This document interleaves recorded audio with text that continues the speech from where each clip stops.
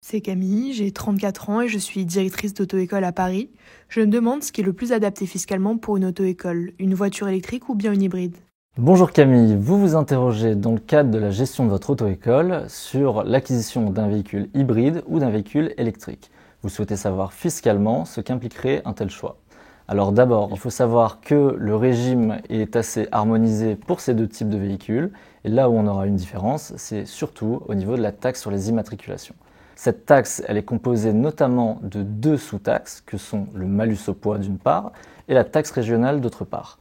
Le malus au poids permet d'avoir une exonération sur les véhicules 100% électriques pour l'instant, car à compter du 1er juillet 2026, cette exonération ne vaudra plus pour tous les véhicules électriques, seulement ceux ayant une empreinte carbone réduite. Maintenant, en ce qui concerne la taxe régionale, on a une exonération facultative qui est appliquée selon le choix des régions. Donc selon là où vous habitez, il n'y aura pas toujours les mêmes avantages et ça ne concerne que les véhicules 100% électriques.